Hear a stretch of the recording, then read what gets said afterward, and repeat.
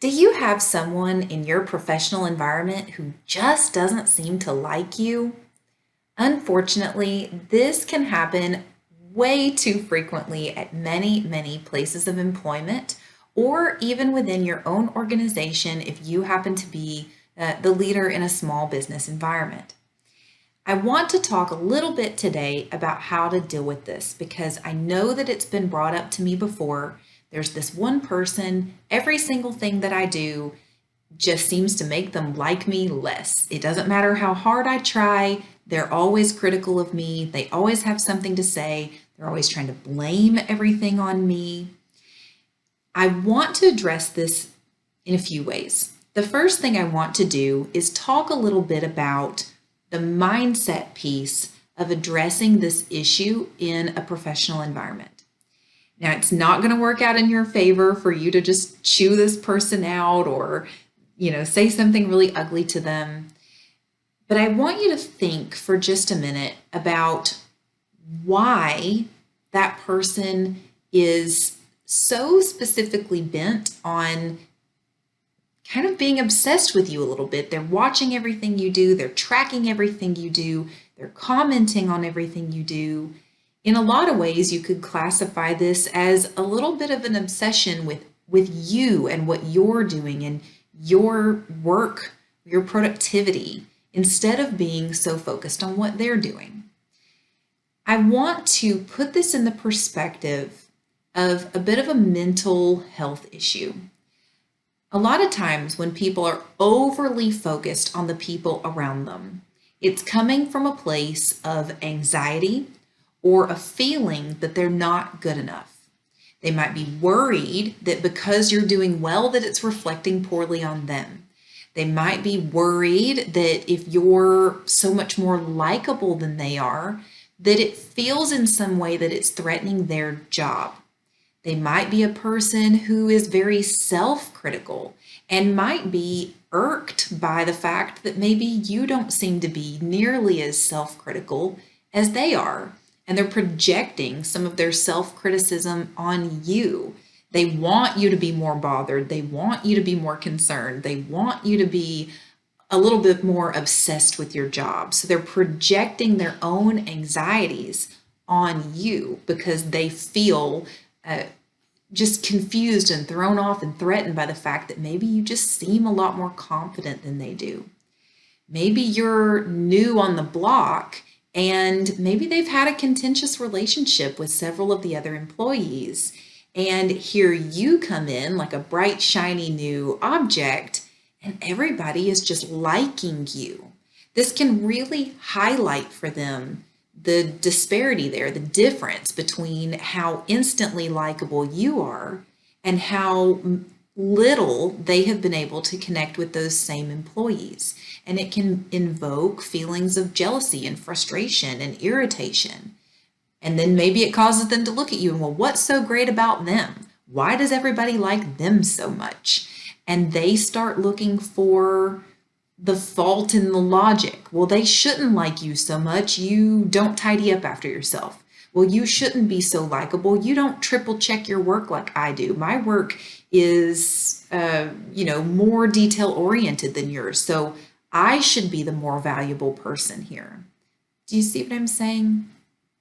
As far as specifically what's happening, maybe for you and your environment and between you and this other person, obviously I can't speak to that exactly, but I want your wheels to start turning a little bit. And I want you to maybe start thinking a little bit outside the box about why this person might be so frustrated by your presence or your energy or your likability that has nothing to do with you specifically. You specifically did not do something that truly warrants this kind of behavior or feeling or feedback.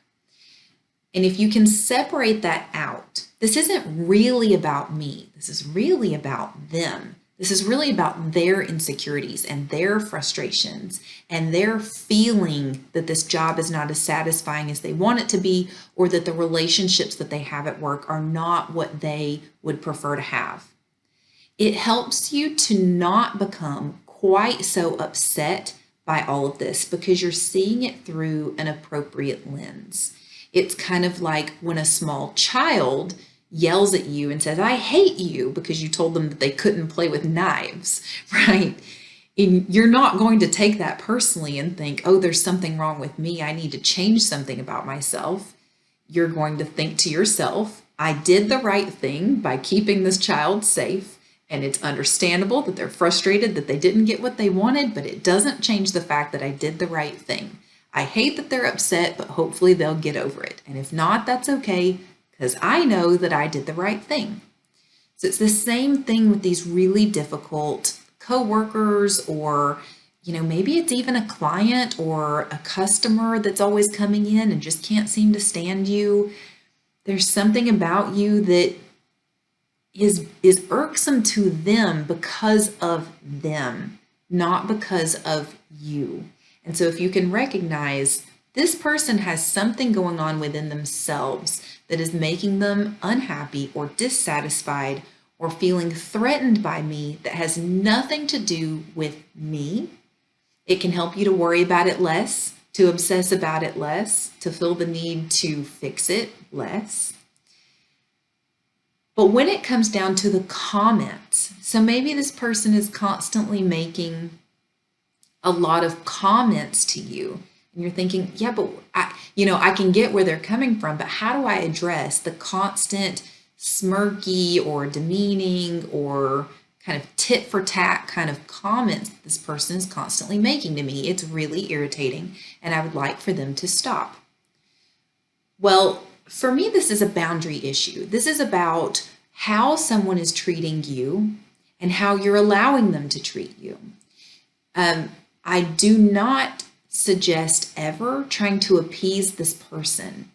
They're not irritated that you have a messy desk, because even if you cleaned your desk in a way that might be to their specifications, at the end of the day, if they're just simply irritated with you as a person, they don't like you, cleaning your desk isn't going to fix it.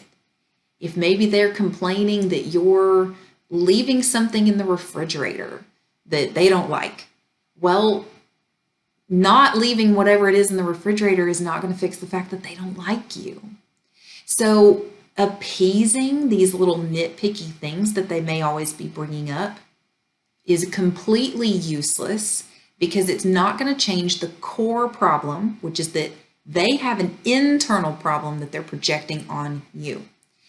And this actually serves to make the problem worse, because by trying to appease every little thing that they're complaining about with regard to you, you are actually giving them the impression that you are willing to change your behavior in order to please them. And I don't suggest to be purposefully contentious with the people around you, or to do things on purpose that you know are irksome to other people.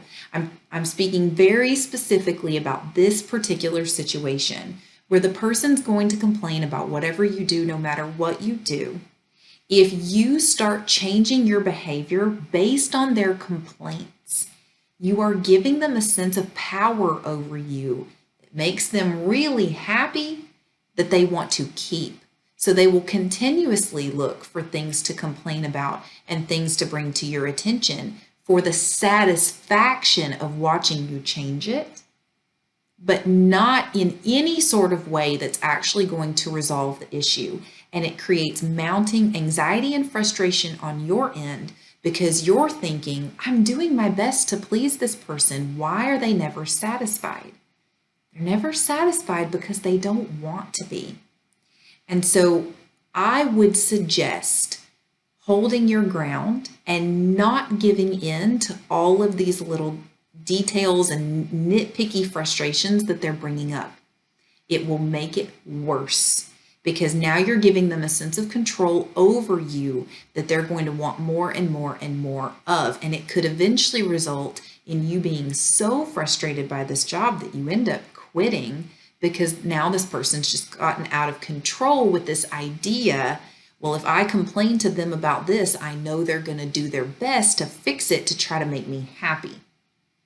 That is not a person with a healthy mindset. That is not a team mentality. That is not collaborative co-working. That is not someone who's looking for a solution to a problem, and you don't need to entertain that. I would hold a boundary around some of these issues. There are so many ways to go about this depending on your specific situation. If they are complaining about something that's appearance-wise, maybe they're complaining about the way you dress, they're complaining about the way you're doing your hair, they're complaining about the way that your desk looks, anything that's an appearance type of an issue. I would respond to those sorts of comments and say, I can appreciate that I might be dressing in a way that's not how you would dress. However, the way that I'm dressing is perfectly within the standards of the company dress code. So I'd appreciate it if you would keep your comments about my appearance to yourself. I feel like that's kind of inappropriate for people to be commenting on each other's choice of clothing unless it falls outside of the scope of the dress code. Maybe they're complaining about your desk. You might say, I can fully appreciate that my desk may not be organized in the same manner that you organize your desk. However, the way that my desk is set up does not impede my work at all. And if it did, that would be an issue between myself and my upline manager. And it should not be concerning other people on the floor. So unless the upline manager directly expresses to me that they feel that there is a specific problem with my workspace, I'm going to keep it the way that it is because this is what works best for me. I'm not going to interfere with the way that you do your work setup, and I appreciate it if you didn't worry about the way that mine is set up. Maybe let's talk about behavior issues. Maybe they're irritated that they feel that you're not staying late when you should be, which is none of their business. So maybe they're saying, well, you're not a team player because you're not staying late like I do. And you can say, well, if you have negotiated with the manager to stay late on a consistent basis for some reason between the two of you, that's completely private and it's none of my business, and I don't want to get into it. My arrangement about my work schedule is something that I've discussed with the manager, and as long as they are satisfied with my work, which they are, then I think that that's something that needs to stay private between myself and them as well. I would appreciate it if you and I did not continue to have this conversation because I don't feel that it's appropriate. So really bringing things back to, is it breaking the rules?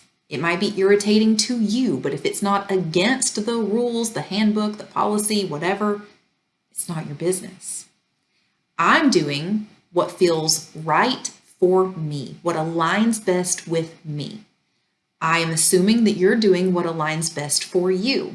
And as long as we are doing what is optimal for us, then that should be all that matters. If this is not impeding my ability to get my job done, then it's not something that I feel is appropriate for us to discuss.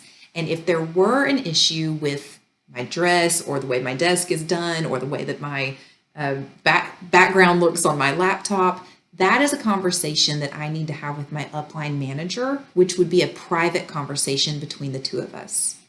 So you're consistently sending this boundary to the other person. This topic is none of your business.